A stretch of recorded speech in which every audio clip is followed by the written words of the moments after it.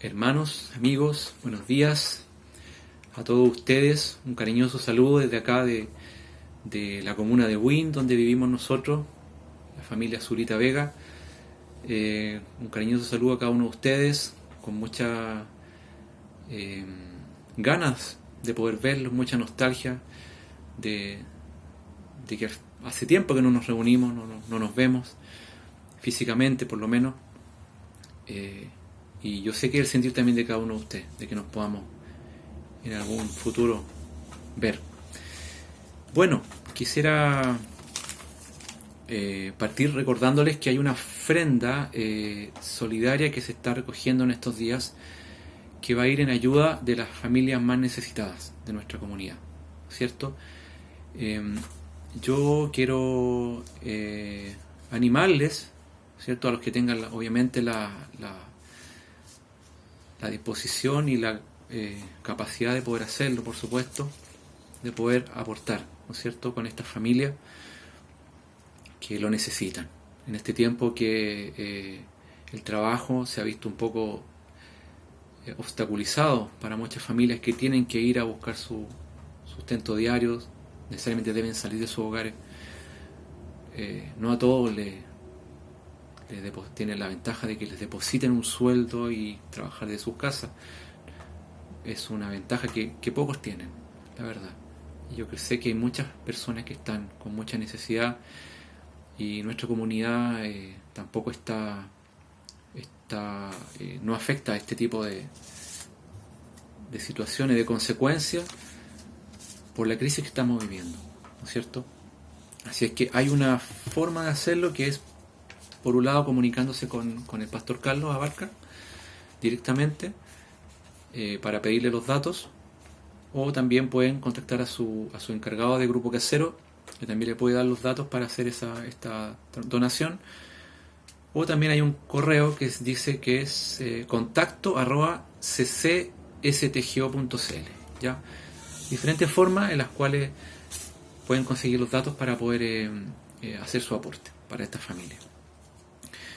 Bueno, también los animamos a suscribirse a este canal de YouTube o al Facebook también. Son enlaces que van a aparecer en el video, en la parte de abajo del video, y se pueden suscribir para recibir notificaciones y estar de esta manera, estemos conectados por este medio, ¿no es cierto?, más tecnológico.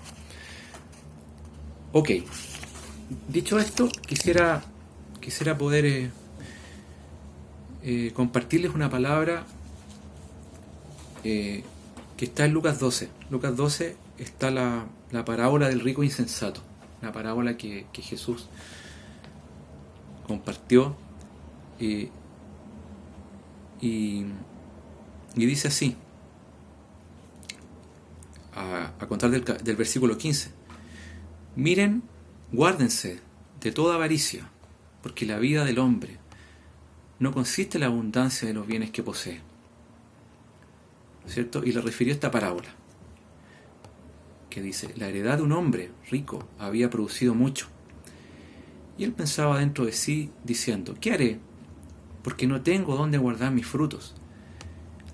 Y dijo: esto haré: derribaré mis graneros y los edificaré mayores, y allí guardaré todos mis frutos y mis bienes. Y diré a mi alma: alma, muchos bienes tienes guardados para muchos años. Repósate, come, bebe, regocíjate. Pero Dios le dijo: necio, esta noche vienen a pedirte tu alma, y lo que has provisto, ¿de quién será? Así es el que hace para sí tesoro y no es rico para con Dios. Hay una versión que es la Nueva Traducción Viviente que concluye diciendo: así es el que hace para sí tesoro y no es rico en su relación con Dios. Entonces, hay una característica del ser humano de acumular riqueza. Muchas veces nos sentimos orgullosos y nos sentimos satisfechos de que podemos tener posesiones. A veces tenemos medidas de éxito y muchas veces que las basamos en en esto, en las posesiones. Decimos a veces, esta persona le ha ido bien en la vida, le ha ido bien en la vida, pero comúnmente lo relacionamos a que a lo mejor tiene un buen sueldo, que ya a lo mejor ya no es un simple funcionario en la empresa, sino que ya a lo mejor es jefe, tiene personas a cargo, tiene un auto nuevo. Nosotros decimos, bueno, esta persona le ha ido bien. Entonces, nos gusta soñar, nos gusta proyectarnos, tener sueños. Muchas veces nos proyectamos inclusive con nuestros hijos, y a veces ni siquiera con cosas tan de este mundo, a veces inclusive cosas ministeriales relacionadas con el Señor. Decimos, no, mi hijo va a ser un gran predicador, o a mí me gustaría servir a Dios de una forma, y vamos a ir aquí, vamos a ir allá, vamos a hacer esto, otro. Pero a veces se nos olvida, queridos hermanos, que nosotros no sabemos el día de mañana. Santiago, en el capítulo 4 del apóstol Santiago, dice que no sabemos lo que va a ser mañana. Ciertamente, la vida es como una neblina que aparece por un poco de tiempo y luego se desvanece. Y en este tiempo no hemos dado cuenta de eso, que la fragilidad del ser humano es algo tan evidente. Nosotros que nos creemos todo, ¿no es cierto?, que queremos conquistarlo todo y tenemos un montón de proyectos, nos damos cuenta de que de un momento a otro nos vemos en incertidumbre, nos vemos en que nuestro futuro, qué vamos a hacer de nosotros, qué va a pasar con nuestro futuro, qué va a pasar con nuestra familia, qué va a pasar con nuestra salud, etcétera, etcétera. Sin embargo, lo que yo reflexionaba, y a través de esta parábola del rico insensato, aquel que pensaba nomás en cosas terrenales, creo que Dios quiere que pensemos mucho más allá, en que en realidad seamos conscientes que somos parte todos de esta tormenta.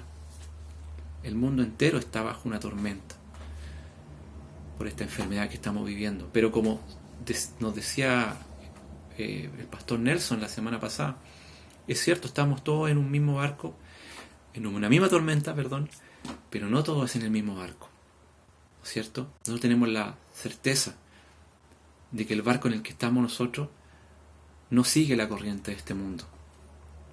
El mundo, con todos sus proyectos, con todos sus sueños y sus posesiones a lo mejor, y su afán de querer retener sus cosas, se desmorona.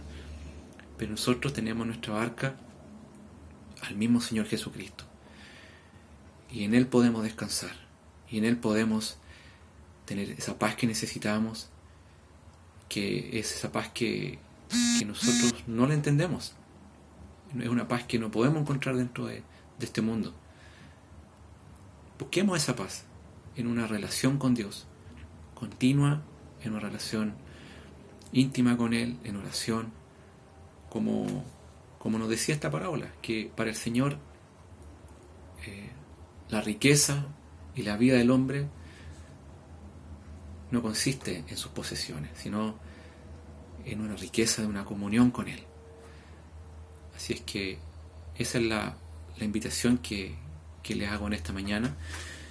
Y si ustedes siguen la lectura después de esta parábola del rico insensato, Jesús hace una enseñanza maravillosa acerca del afán y la ansiedad que podemos sentir en estos días. Y Él nos dice, la vida es más que la comida, y el cuerpo que el vestido. Consideren los cuervos, que ni siembran ni ciegan, que ni tienen despensa ni granero, y Dios los alimenta. ¿No valen ustedes mucho más que las aves? Más abajo dice, y consideren los lirios, cómo crecen, no trabajan ni hilan. Más les digo que ni aun Salomón, con toda su gloria, se vistió como uno de ellos. Y si así viste Dios la hierba que hoy está en el campo y mañana es echada en el horno, ¿cuánto más a vosotros, hombres de poca fe? Ustedes pues no se preocupen por lo que han de comer, ni por lo que han de beber, ni estéis en ansiosa inquietud, porque todas estas cosas buscan las gentes del mundo, ¿no es cierto?, las que van por un barco. Pero ustedes tienen un Padre, es una gran diferencia que tenemos. Ustedes tienen un Padre que sabe que tienen necesidad de estas cosas, mas busquen el reino de Dios y todas estas cosas os serán añadidas. Gracias al Señor por esta palabra que nos trae fe, que nos llene de esperanza, y quiero invitarlos también a que podamos entonar un cántico a propósito de esta enseñanza. Quiero que se disponga a tener un tiempo especial de adoración al Señor con su familia. Si está solito, usted en la intimidad de su hogar, si tiene algún instrumento por ahí, cualquier cosa, saque, desempolve su instrumento, su guitarra, si no, con su sola voz pueda tener este tiempo. Que el Señor les bendiga y que la paz y la bendición de Cristo esté con cada uno de ustedes.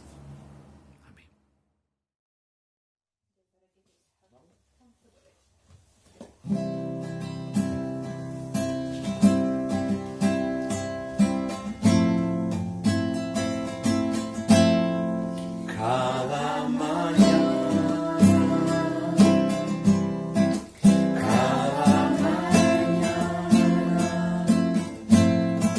sus misericordias se renuevan. Cada mañana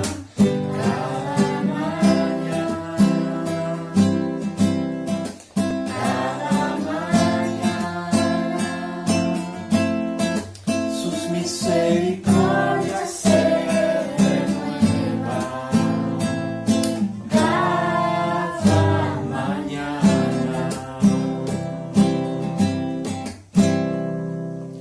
Mira los lirios del campo y las aves en el cielo.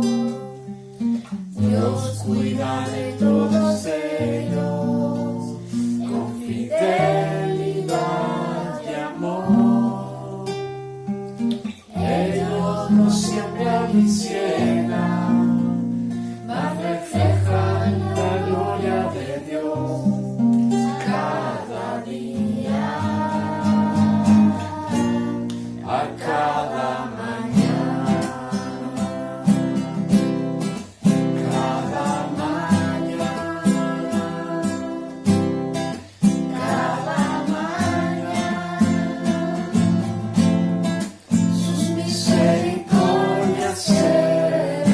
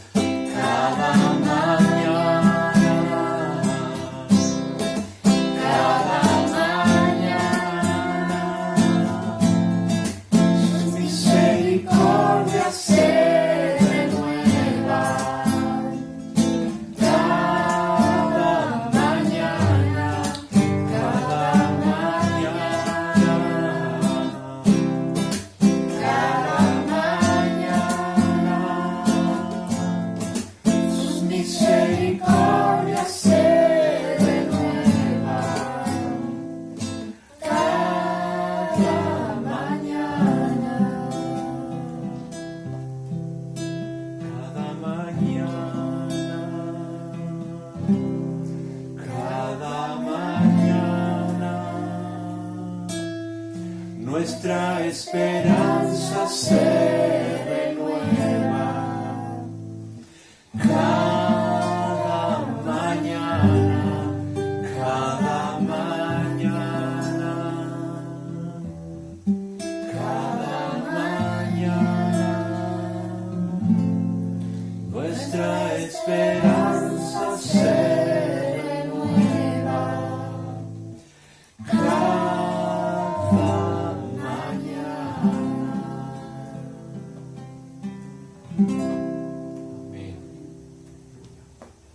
Hola hermanos, ¿cómo están?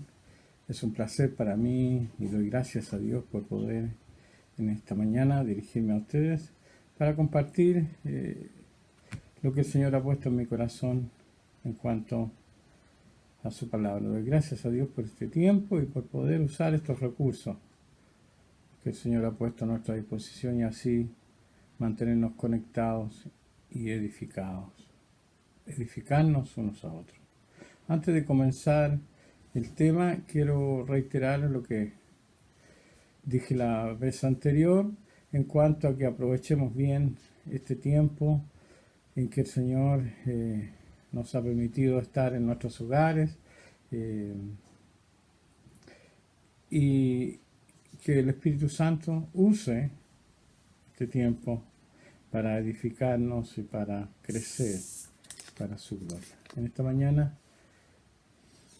quiero compartir algo que el Señor ha puesto en mi corazón respecto de su iglesia.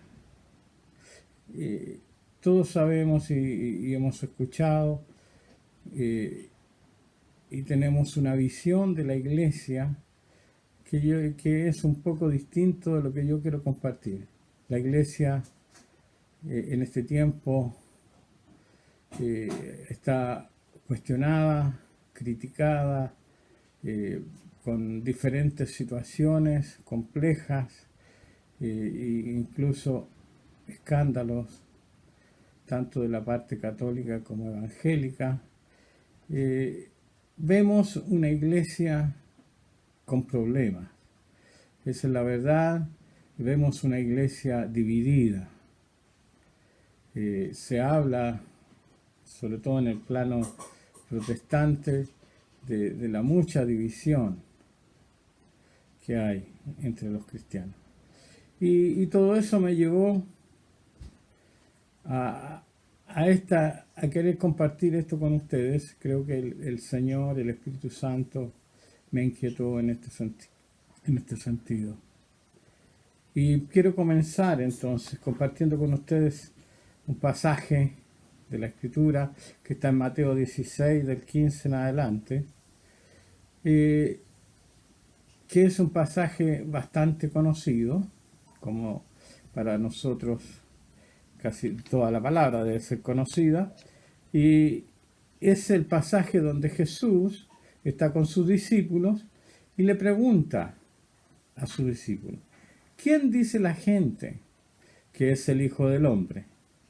Y ellos le dan algunas respuestas, pero luego Jesús los confronta a ellos mismos y les pregunta: ¿y quién dicen ustedes que soy yo?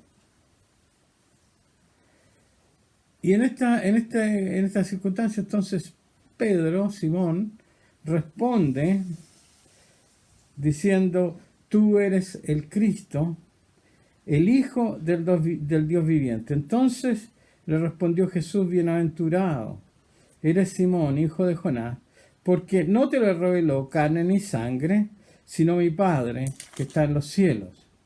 Y yo también te digo que tú eres Pedro, y sobre esta roca edificaré mi iglesia, y las puertas del Hades no prevalecerán contra ella. Este pasaje, como dije, vino a mi mente y me pareció tan extraordinario que por eso quiero compartir esta visión, entre comillas, con ustedes, de la iglesia del Señor. Y hay tres cosas que me resaltan de este pasaje. Porque, primero que todo, Cristo dice que Él edificará su iglesia. Él dice, edificaré mi iglesia. Ahora, yo pensaba, Cristo es victorioso. Él venció la muerte, venció el pecado, venció a Satanás. Él está por sobre todo. Él es el excelso por excelencia. Y Él decide edificar su iglesia. Yo digo, ¿qué clase de iglesia está edificando Cristo? Sin duda una iglesia victoriosa, una iglesia poderosa. Y luego, en lo segundo que veo, es que dice sobre esta roca, que no es Pedro, sobre esta roca edificaré mi iglesia. ¿Y cuál es esa roca? El mismo. Esta declaración de Pedro. Tú eres el Cristo, el Hijo del Dios viviente. Sobre esa base está, Jesús dice, yo voy a edificar mi iglesia. Sobre esta base sólida, firme, el Cristo, el Hijo del Dios viviente. Y en tercer lugar, como decía ya antes, él hace una declaración aún más interesante. Él dice, y las puertas del Hades no prevalecerán contra ella. ¿Y qué me dice eso a mí? ¿Y qué me habla eso a mí? De una iglesia victoriosa, de una iglesia triunfante, de una iglesia que nada la puede detener. Me parece muy hermosa y muy interesante esta figura que Cristo usa respecto de este tema en cuanto a las puertas. Si pensamos un poco, las puertas hoy por hoy son generalmente de casas y se usan para entrar y salir, pero en los tiempos de Cristo y en los contextos anteriores, ¿verdad? Las puertas tenían un significado aún más profundo y mayor. Todas las ciudades, en esos tiempos, la gran mayoría de las ciudades, las grandes ciudades eran amuralladas y tenían puertas de entrada y de salida, obviamente. Generalmente eran puertas tremendas, grandes. Cuando yo pienso en eso, viene a mi mente, ¿verdad?, las imágenes de castillos, por ejemplo, con tremendas puertas y con puentes levadizos y todo eso, porque las puertas no solamente cumplían una protección de permitir entrar y salir personas, sino también cumplían un objetivo de protección contra los enemigos. Tenían que ser puertas fortificadas, pesadas, difíciles de romper, para, por un lado, proteger a los que estaban adentro y para impedir entonces que los enemigos vinieran y accedieran con facilidad al interior de estas ciudades. Entonces las puertas tenían una trascendencia no menor. Y Jesús aquí dice que las puertas del Hades no van a prevalecer, o sea, no van a resistir el avance de su iglesia. El Hades, que como todos, o espero que la mayoría sepa, ¿verdad?, es definido en la Escritura como el lugar de los muertos. Y la iglesia triunfa en ese sentido sobre el Hades. Al pensar en esto, entonces, vienen a mi mente algunas situaciones, pero quiero recordar un pasaje que está en Génesis 22, del 15 al 18. Génesis 22, del 15 al 18, encontramos a Abraham en el monte Moriat, en obediencia a Dios, listo y dispuesto a sacrificar a Isaac, su hijo. Y cuando él ya, si ustedes leen el capítulo completo, van a encontrar esta historia, y cuando finalmente Isaac está sobre la leña, sobre el altar que Abraham había edificado, y el niño está ahí atado, y Abraham toma su cuchillo, lo levanta para sacrificar a su hijo, a su unigénito, porque era el único que Abraham tenía de Sara. Y Dios lo detiene, y el ángel le habla y le dice: ya, ahora ya sé que no me negarás nada. Y enseguida Dios bendice a Abraham.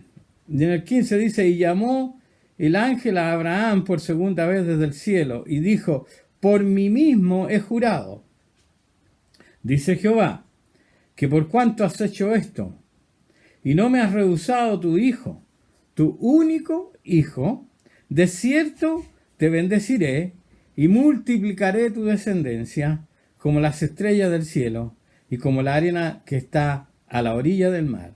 Y tu descendencia poseerá las puertas de sus enemigos, y en tu simiente serán benditas todas las naciones de la tierra, por cuanto obedeciste a mi voz. Entonces yo pienso en esto. Dios le dice a Abraham, en esta bendición le promete y le dice de que los enemigos de su descendencia no van a prevalecer contra ellos, sino al contrario, que ellos van a poseer las puertas de sus enemigos. O sea, ellos van a ser victoriosos y triunfantes sobre todos sus enemigos, sobre todos aquellos que se le opongan. Pero enseguida él le dice: en ti serán benditas todas las naciones de la tierra,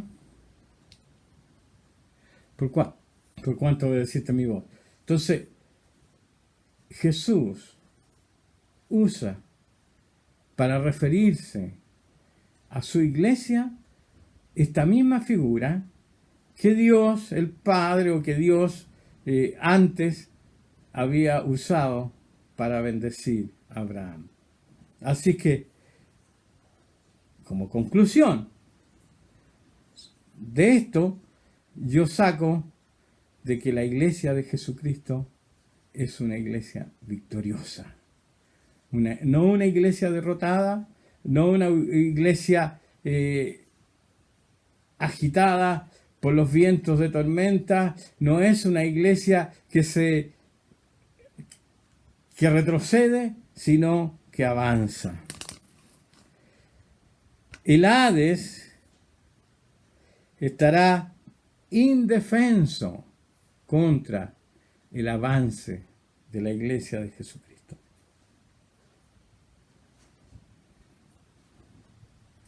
Y si nosotros queremos ver, o sea, hoy por hoy es difícil tener una visión de la iglesia como esta que yo estoy tratando de transmitir, como decía al comienzo, por causa de toda esta cosa mediática y por todo lo que oímos y sabemos que ocurre en diferentes partes, con personas que dicen ser parte de la iglesia del Señor. Pero yo creo que la iglesia de Jesucristo, que por lo demás es una y única, no solamente la iglesia de Jesucristo es una, sino es única, es santa, sin arruga, sin mancha y victoriosa. Victoriosa. Así como su Señor. Y si nosotros en realidad queremos tener un atisbo de la iglesia, como realmente yo creo que la ve el Señor, deberíamos remitirnos a Apocalipsis 7.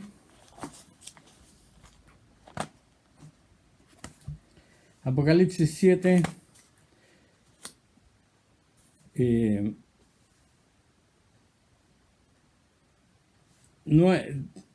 9, Apocalipsis 7, 9, dice, después de esto,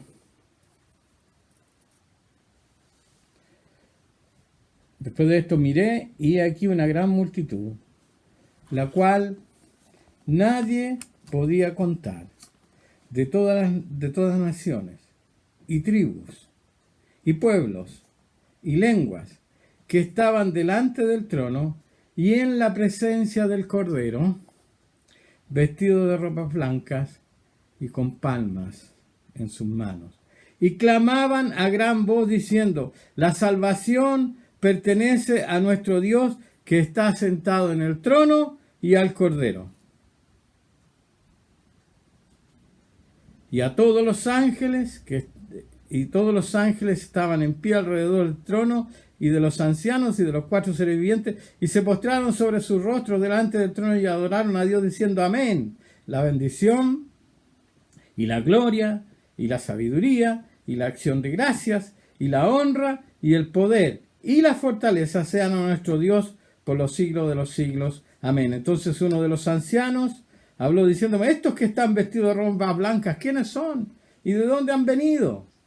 Y yo le dije, Señor, tú lo sabes. Y él me dijo, estos son los que han salido de la gran tribulación y han lavado sus ropas y las han emblanquecido en la sangre del Cordero. Para mí, este pasaje, independientemente de los aspectos teológicos que pudieran haber entre medio, ¿verdad?, es un reflejo de la iglesia de Jesucristo. ¿Y por qué digo esto? Porque son santos, redimidos, lavados por la sangre del Cordero. Si son todos o no, no importa. Pero ahí tenemos una multitud que, como dice Juan, era incontable, de personas vestidas de ropas blancas que estaban en la presencia del trono de Dios y del Cordero. Esa, para mi gusto, es una visión de la iglesia victoriosa de Jesucristo. Si salieron de la gran tribulación, eso no cambia el hecho de que es gente. Así que, si queremos, porque como decía, nos cuesta ver una iglesia así, sobre todo en este tiempo en que estamos cada uno en su casa. Ni siquiera nos vemos entre nosotros como para decir, somos tantos. ¿Cuánto más entonces nos cuesta ver esa gran multitud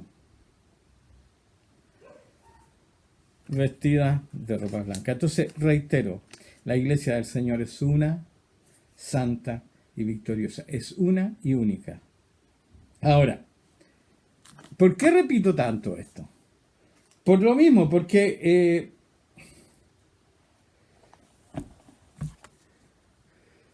vemos una iglesia desmembrada, cada uno se reúne por su lado, con muchas divisiones. Y yo, mientras estaba pensando esto, me vino el pensamiento. Pensé, pucha, Pablito, el apóstol, le habría dado un infarto cardíaco al ver nuestra realidad. Si en 1 Corintios 1, del 10 al 13, no lo voy a leer, pero lo voy a mencionar, ¿verdad? Y voy a dar el contexto. Pablo escribe a los corintios diciéndole: he escuchado que algunos de ustedes andan diciendo que yo soy de este y yo soy del otro, que yo soy de Pablo, que yo soy de Pedro, que yo, etcétera, etcétera, y que se están formando grupitos que se identificaban, ¿verdad?, con diferentes líderes. Y él, yo creo que por un lado, seguramente medio escandalizado, medio, no sé, molesto, o al menos sorprendido, les pregunta, ¿está acaso dividido Cristo? ¿Está dividido Cristo para que ustedes hablen de esa manera? Porque si Cristo es uno, su iglesia también es una. No hay lugar para la división. Además, si nosotros leemos en Colosenses, capítulo 1, versículo 18, dice de que, hablando de Cristo, dice, y Él es antes de todas las cosas, en el 17, y todas las cosas en Él subsisten, y Él es la cabeza del cuerpo, que es la iglesia, el que es el principio, el primogénito de entre los muertos, para que en todo tenga la preeminencia. Cristo es la cabeza y la iglesia es su cuerpo. Y luego en Corintios 12 Pablo habla en extenso de esta figura que él introduce de la iglesia como cuerpo de Cristo, de donde él nos habla entonces de la dependencia y la interdependencia de los miembros del cuerpo de Cristo los unos con los otros. O sea, él usa la figura del cuerpo humano para ejemplificar lo que es el cuerpo de Cristo. Siendo Cristo la cabeza de esta iglesia, su cuerpo no puede estar dividido, no puede estar partido, no puede estar desmembrado. Su cuerpo es uno solo. Y en este capítulo, como decía, de Corintios 12, Pablo habla de la necesidad de que cada uno funcione, cada miembro funcione adecuadamente. Incluso él dice, si un miembro sufre, los demás también sufren, todo el cuerpo sufre. Si un miembro se duele, todo el cuerpo se duele. Y si un miembro recibe bendición, todo el cuerpo se alegra y disfruta. Hay una interdependencia en el cuerpo de Cristo. Y yo digo, la iglesia, siendo una, es plural. Suena como una contradicción, pero es así. La iglesia es plural. Y no hay lugar en la iglesia de Jesucristo para el individualismo, sino todo lo contrario. Nos necesitamos los unos a los otros. Dependemos los unos de los otros. En estos días el Señor me permitió vivir una experiencia dolorosa en mi cuerpo que me sirve para ilustrar lo que estoy tratando de decir. por razones que todavía no entiendo muy claras, no tengo muy clara, empecé con un dolor en el hombro izquierdo. Tan fuerte que finalmente el brazo y la mano no la podía levantar casi, y porque cualquier movimiento como este, hacer así, o tratar de toparme el pelo, era terriblemente doloroso.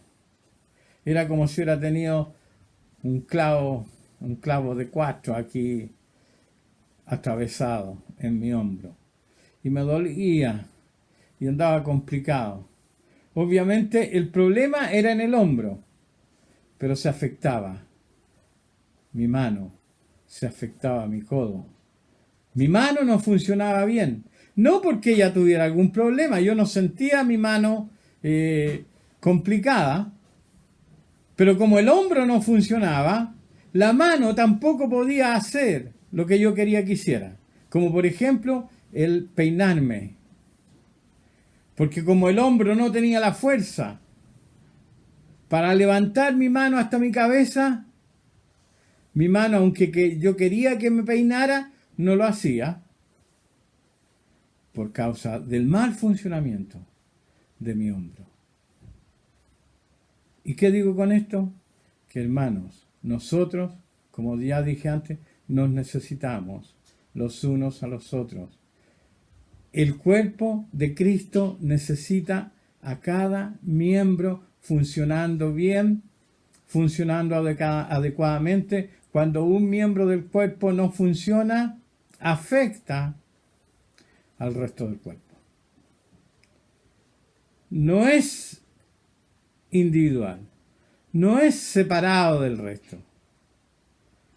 Está unido, está ligado, como dice Efesios 4, ¿verdad? Cuando habla de las coyunturas que se ayudan mutuamente, precisamente está hablando de esto también.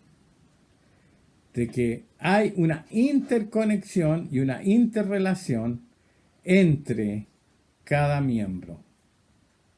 Entonces, que alguien diga, no, que yo en realidad no necesito ir a la iglesia, no necesito relacionarme con los hermanos, no me gusta eso de estar metido entre tanta gente, yo prefiero a solas con mi Señor, yo oro, yo leo la Biblia, hasta le canto, en la ducha al menos, ¿verdad? Pero eso es una contradicción. Ningún miembro del cuerpo de Cristo, como ningún miembro del cuerpo humano puede vivir separado del cuerpo, ningún miembro del cuerpo de Cristo puede permanecer separado del resto. O sea, si alguien dice, yo soy de la iglesia, yo pertenezco al Señor, pero no pertenece al cuerpo de Cristo, ahí hay algo extraño. Creo que hay algo que la persona no ha entendido. Así es que no hay lugar, como dije, en la iglesia de Jesucristo para el individualismo, para los personalismos. Aquí todos somos necesarios y todos somos importantes. Alguna vez yo lo dije, nadie sobra en el cuerpo de Cristo. Nadie. De repente hay personas que por su condición dicen, no, si yo, ¿qué puedo aportar? ¿Yo qué puedo hacer? Pero sí, pueden aportar al bien del cuerpo del Señor.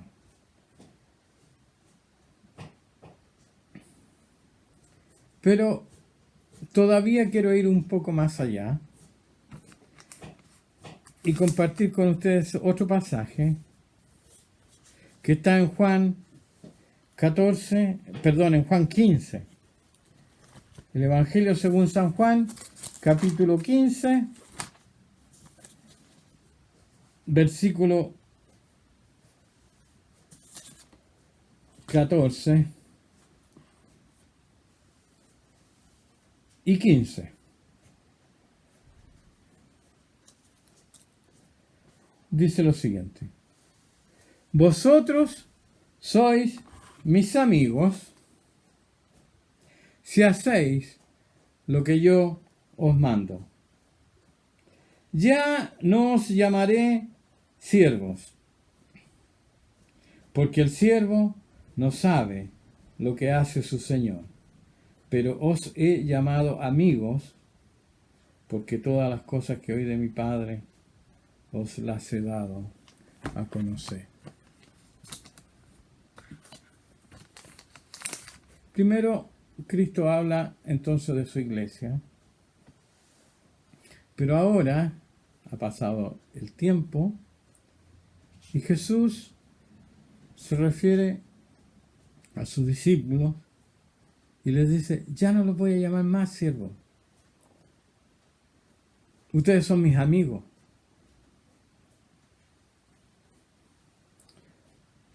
Pero hay una condición, obviamente, que dice: ustedes son mis amigos si hacen lo que yo les mando.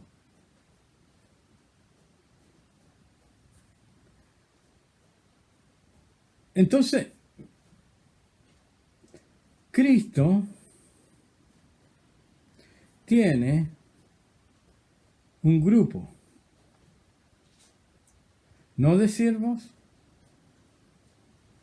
no de esclavos, sino de amigos. Y quiero hablar un poco aquí de la amistad, ¿verdad? Porque esto nos da otro concepto, otra visión de la iglesia. Dios no solamente quiere tener siervos y siervas, sino quiere tener amigos, personas de confianza, personas que le aman, que le aprecian, que le estiman. Y mientras pensaba en esto, venía a mi mente el pasaje de Abraham, cuando Dios decide destruir Sodoma y Gomorra. Él pasa a visitar a Abraham de camino a Sodoma y Gomorra. Y está ahí con él, comparten, ¿verdad? Abraham ofrece sacrificios, les ofrece un asado a Dios. Y Dios como que hace como que se va yendo y de repente dice: no le diré a mi amigo Abraham lo que pretendo hacer.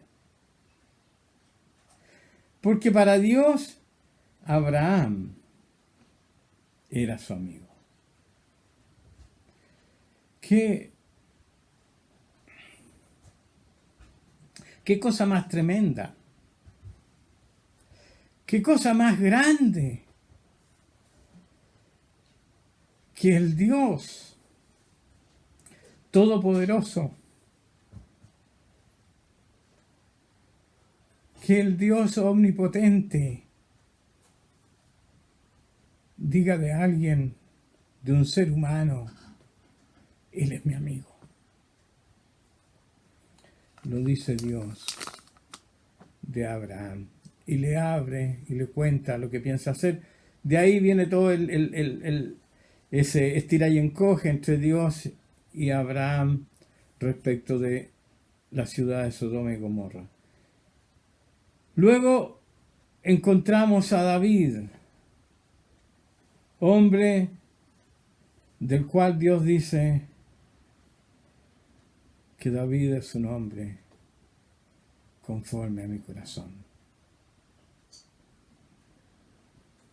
Una relación tan íntima, tan profunda, de estos hombres con Dios. Y ahora entonces tenemos a Jesucristo, el Señor, diciendo a sus discípulos, ustedes son mis amigos si hacen lo que yo les mando. Ahora yo pregunto, ¿tú quieres ser amigo de Jesús?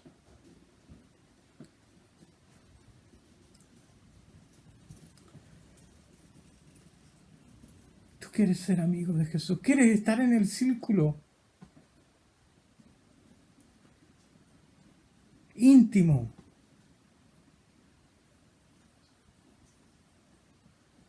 de Jesucristo?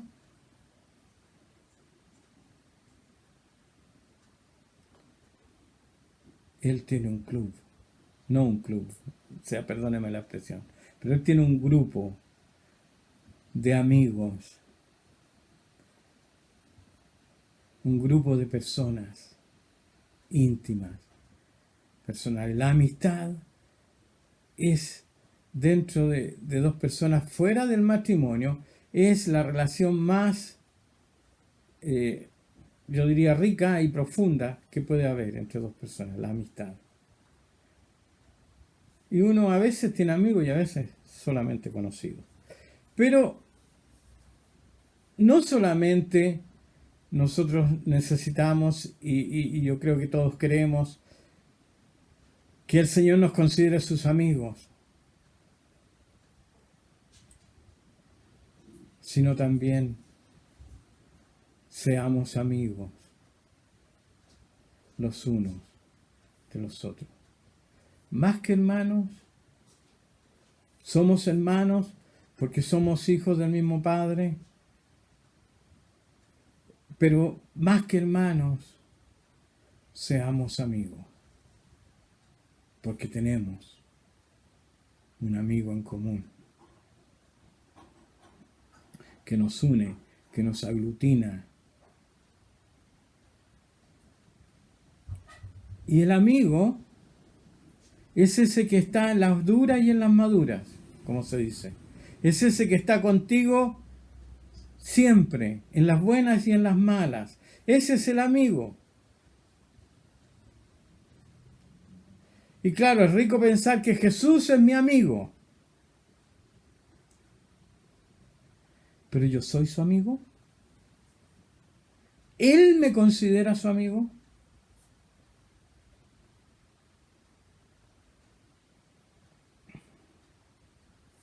Proverbios 18:24 dice que el hombre que quiere ser amigo debe demostrarse amigo.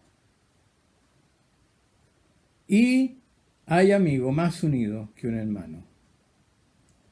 Hermano, yo quiero terminar esta reflexión haciendo un llamado a que nos unamos en amistad, a que nos consideremos unos a otros, no solamente hermanos, y que procuremos ser amigos, amigos de Cristo y amigos los unos de los otros, porque el amigo se interesa desinteresadamente del otro. Eso es lo que marca la diferencia. Eso es lo que marca la amistad. Un amigo no es el que busca solamente recibir del otro, sino es uno que está siempre para dar y para recibir, pero es desinteresado. Quiero concluir con un reclamo. Con un reclamo. En este tiempo, como lo dije la vez anterior, aprovechemos de mantenernos conectados, de comunicarnos los unos con los otros, de llamarnos. Existe, y les paso el dato por si no lo saben, existe en WhatsApp la aplicación en la cual uno puede hacer videollamadas. No solamente te llamo por teléfono, sino que te llamo y nos vemos. Tú me ves y yo te veo. Y qué rico que es poder ver al otro con el que estás conversando. Es como es que fueras, igual que aquí en este caso, como si yo pudiera extender la mano y tocarles.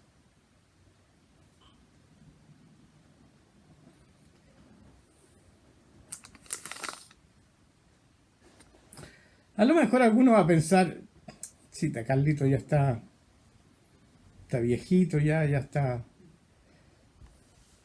poniéndose nostálgico. Pero hermanos,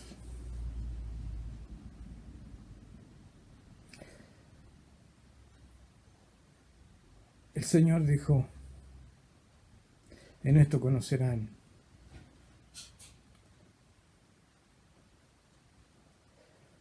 que soy mis discípulos. Si tuvieran amor, los unos para con los otros. Amémonos, estimémonos, establezcamos lazos de amistad. ¿Y por qué digo que termino con un reclamo? Porque quiero decirles que en este tiempo han habido personas que me han llamado, es verdad, y yo he llamado a varios. Pero son pocos. Con mi mano sobran dedos. Demasiado pocos.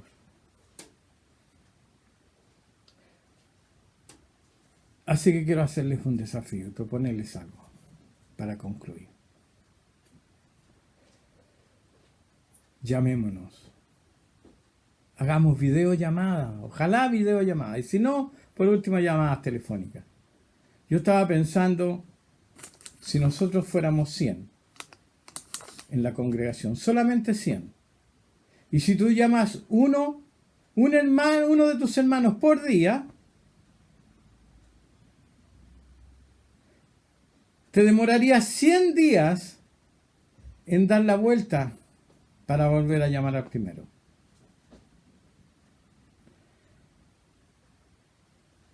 Así es que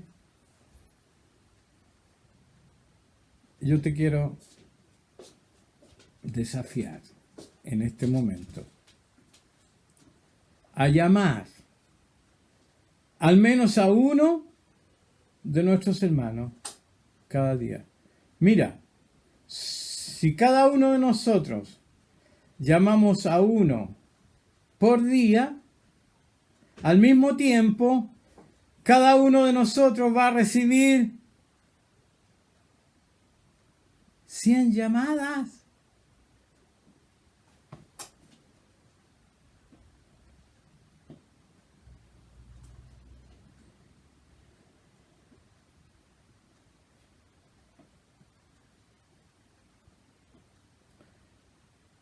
Cien llamadas.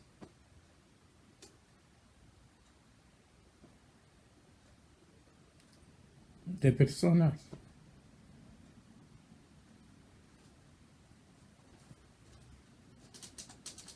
que te aprecian,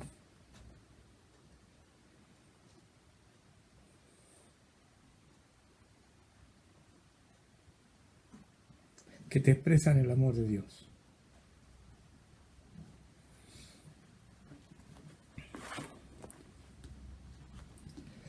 Si eso no nos anima,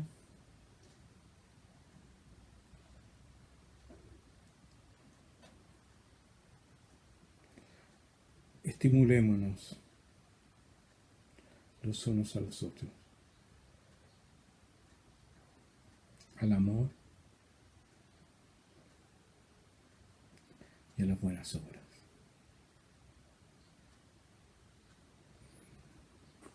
Quiero orar. Quiero que oremos en este momento.